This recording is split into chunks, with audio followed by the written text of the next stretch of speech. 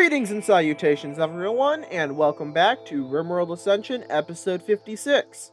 If you enjoy this episode, please remember to like and subscribe, and as always, MODLIST is down in the description. And with that, let's get into the episode. Welcome back, everyone, and if you remember where we left off last week, we got the flu on a bunch of our colonists. We got it on Razivman, Calhun, Jalil, and Otter. Now, that's not really that big of a problem, so we're not going to be worried about that too much this episode. They're already making quick recoveries. This episode, we're going to be focusing on base building. Now that we have a stable supply of food for the foreseeable future, we can now pretty safely focus on digging out new areas, finishing old areas, and hopefully, if we're lucky, getting some more research done. Looks like Pi is already making good progress on getting the prison set up. In fact, it looks like it might actually be done. Let's go ahead and just set these 2 beds to 4 prisoners. Now, we do need to haul the steel out of here so that it's not blockading the doors. So the doors can, close like they're supposed to. Let's see, we also need to build a door here so that if the prisoners do manage to break out somehow, they get stuck there. What is this? A manhunting pack of lemurs. How many are there? 12 lemurs. Well, that's obnoxious. Very well.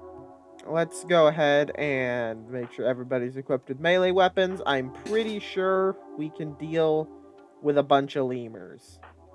That doesn't seem like it's going to be too challenging. Alright, here come the lemurs. We'll send Calhun out to go try to whittle down their numbers with the bullpup rifle.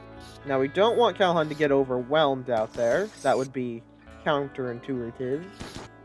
And there we go. Lemurs have been dealt with. About as hard as I expected it to be, which is not that hard at all. Ooh, Maze is almost done with that shotgun. And there we go. Our very first homemade gun. It's a very poor quality double barrel shotgun. Alright. In that case, we now need to reload said shotgun. Build more ammunition. I was just checking the wildlife tab here to see if we got any more animals we could go hunt down. And I can't help but notice that there are 2 feralisks. And the only thing on the map for them to hunt is our farm animals and us. That's not good. Feralisks are a problem. Looks like they're right on top of each other. Interesting. They'll also lay eggs, which will make even more problems later. So we need to deal with that, or hope they just wander off. I think chances are pretty good that they just wander off. Yeah, those feralisks are staying pretty close to the map edge, which is generally a sign that they're gonna mosey on out of here soon. So, hopefully we don't have to go kill them because I don't feel like dealing with them. Feralisks, as we've seen, aren't that much of a problem. You can deal with them pretty easily, but I'd rather not risk it right now, considering only 2 people can wield ranged weaponry. Looks like the radishes are now being harvested as well. Very good. Since we have such a large food store as well, we're going to go ahead and switch what we're growing. Well, ignoring that infested ship chunk crash, I think we're going to grow peppers. Just because we can. Lovely. We will not be dealing with those until we get machine guns. They will simply stay up there. It's a shame that we can't really make any progress on building right now, seeing as everyone is currently incapacitated. Oh, the feralisks are moving further inland. Oh, that's going to be a problem. It means we'll actually have to go deal with them. On the other hand, a bunch of alpacas just showed up. Now, I would go hunt them, but 1, my hunters are all preoccupied, and 2, I think we have enough meat for a while. Let's go ahead and have Mace stop crafting those dusters and go plant some peppers. Now, the interesting thing about peppers, and the reason I'm growing them, is animals will not eat them. As it says here, an effective nutrition of 0. They will eat what's harvested, but not the plant itself, which is good, seeing as our growing area is also where we keep all of our cows. And while I could separate them, I'm too lazy to do that right now, so I'm not gonna bother. I'm just gonna grow spicy peppers. Now, looks like we've eaten up all the grilled meals. Hopefully Otter gets over the flu soon. Luckily, we have 24 simple meals, which should hopefully last us until Pi is no longer sick. Hopefully. No guarantees there, though. Looks like more animals are starting to wander into the map now that the temperature is becoming more reasonable and not 120 degrees, which is good. Get some more animals on the map. That means more food security. And it looks like Pi, now that they no longer have anything to construct or deconstruct, is finally going to start repairing the wall, which has been damaged for quite a few episodes now. And there we go. We now have a full field of 66 peppers. Hopefully they provide a good source of food for our little colonists, but no guarantees. At least we know our animals won't eat them. Although they are still quite vulnerable to fire, which is, historically, what has ruined our crops in the past. So, we do need to build a fire break eventually. And our cow gave birth. There we go. We got a little female calf, which is perfect. Oh, and look at that. More thrumbos that we can't do anything with. Lovely. Gotta love it. The game is just taunting me now. It is taunting the fact that I can never have more thrumbos, at least until I get somebody else who's good with animals, or get another one of those psychic animal tamers. And then get somebody who's good with animals to maintain the training. You know, I just realized, since we finished the prison, we should probably move Razivmon over here. Which means we need to set this to no longer be for prisoners. Then have Jalil go ahead and take Razivmon to their bed. There we go. We'll put him in this nice little prison cell.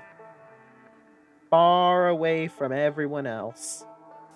And the wall is finally repaired. Not that it really matters, it's a wood wall. It falls apart real quick, but it's now fully repaired, so it'll fall apart a little slower.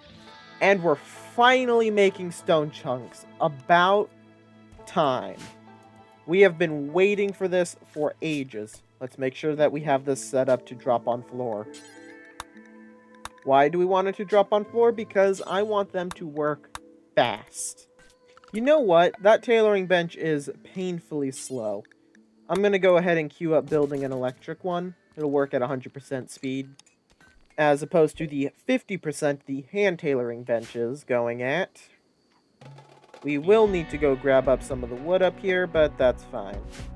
You know what we could have not Otter. You know what we could have Pi do, now that I'm thinking about it? Something that would be beneficial is we could have Pi make this into a steel floor. We have plenty of steel, and it'll help increase the cleanliness of the kitchen, as well as just make it look a little more like a kitchen and not like a hole in the wall. I think that's something we can do pretty easily as well. So it looks like we had enough plant matter to make 17 meals, and we definitely have enough meat to make as many meals as we need there. Ooh, man. We're getting a lot more animals now. Those Feralisks are, at least the Feralisks are staying to their own little area over there. Easy enough to just make sure that nobody walks over there. And there we go, the first Muffalo Duster. Sorry, Blue Fur Duster, and it's actually good quality, which is surprising. Now, we should probably give that to people who work outside most of the time. but considering it's good quality, I'm gonna say Maze has earned the right to wear that. And let's just go ahead and make sure that we build all of them out of blue leather, or blue fur, or whatever you want to call it. Simply due to the fact that, one, it's what we have a lot of, and two, I kind of like having uniform looks. So, now eventually I'm sure we'll use light leather, plain leather, and cow wool, because that's what we'll get from the cows, but right now, we got a whole bunch of blue fur, and so that's what we're gonna use. Let's see how much that actually affected. Whoa! Just the duster alone raised the comfortable temperature range from whatever it was to 110 degrees Fahrenheit. It's 111 out. But still, that's pretty impressive. You put a cowboy hat on top of that, and it'll skyrocket, I'm willing to bet. Yeah, Calhoun's comfortable temperature range is -30 to 88 degrees Fahrenheit, which makes sense. Calhoun's wearing a parka. Probably not the best thing to be wearing when it's 116 degrees out, but hey, who am I to judge?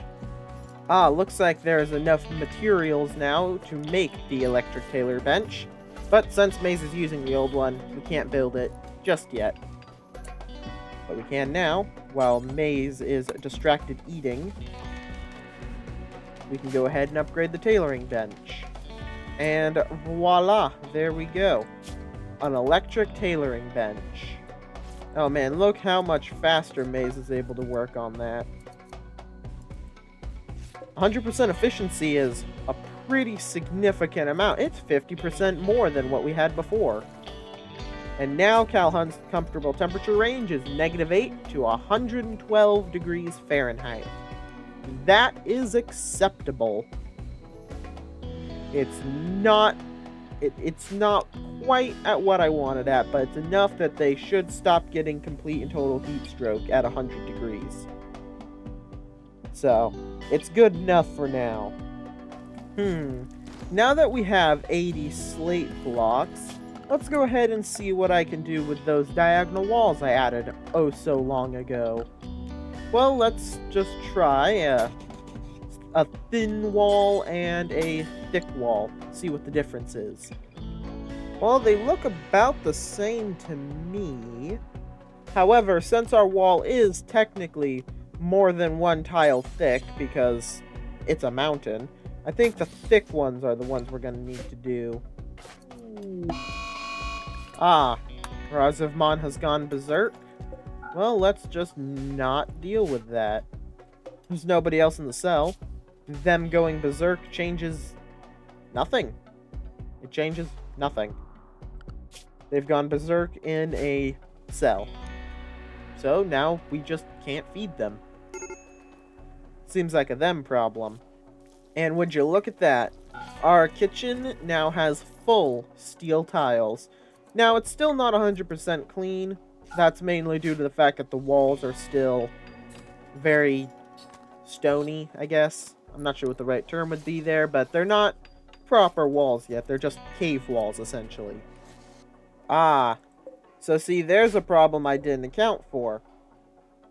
These do in fact count as full tiles, which means that despite there clearly being enough space to walk through right here, you can't.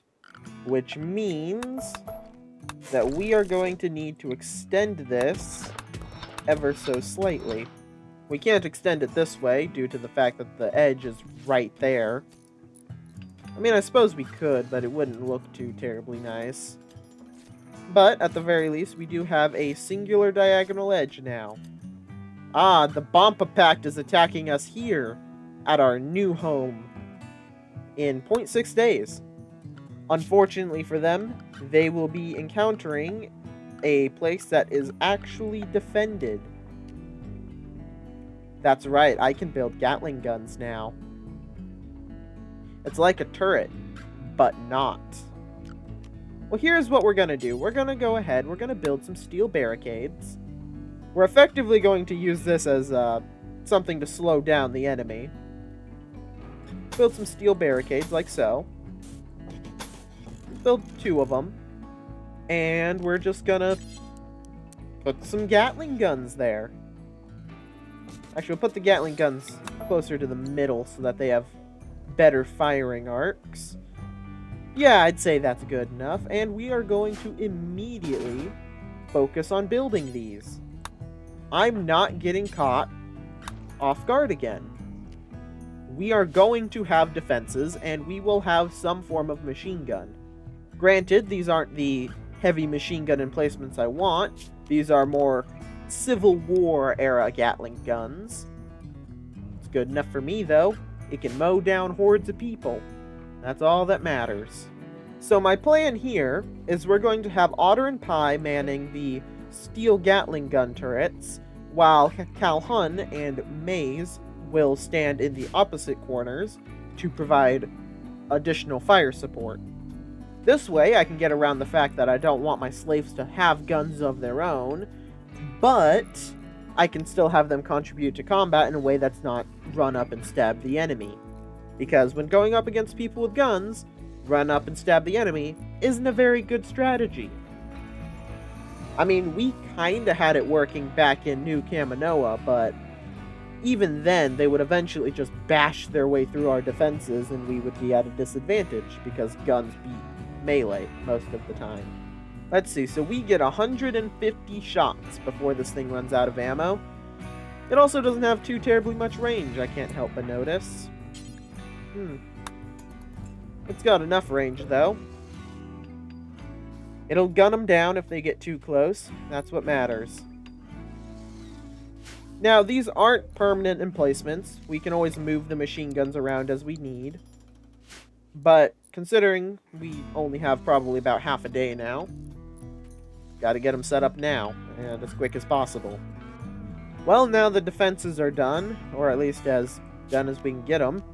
While I could build some more Gatling guns and just have everybody man them, they do have a cooldown time, which is not something I want to have to deal with too terribly much. We could put some cavalry spikes up along here. That would be interesting. That's actually not a bad idea. They do break over sometime, but just put up a wall of cavalry spikes right in front of the fence. If we get the chance, of course. We want to make sure everybody is full on their sleep so that they don't fall asleep mid-battle. That would be rather inconvenient. There we go. We have finally fixed this problem here, and we can go ahead and reinstall those diagonal walls. And the Berserk Rage has come to an end, which means we can now feed Razivmon again.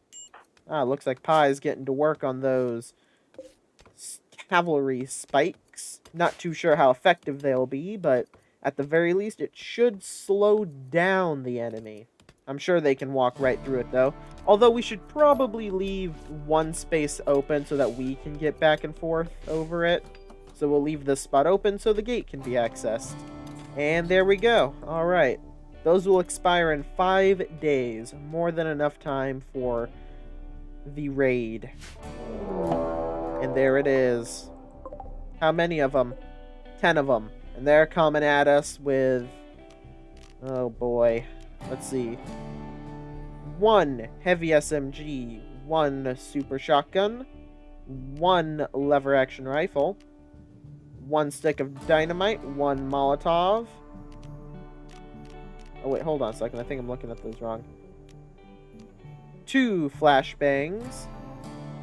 Yeah, 1 Molotov, 1 thing of frag grenades, 1 thing of dynamite, and 2 chain shotguns. And that's where I'm gonna leave this episode. Got you on a cliffhanger again. We didn't really make a lot of progress, but we also did. It's really strange. The flu really slowed us down from what I wanted to get done, but we did make progress, and we've got defenses. We got Gatling guns, we got cavalry spikes, and there's only 10 of them.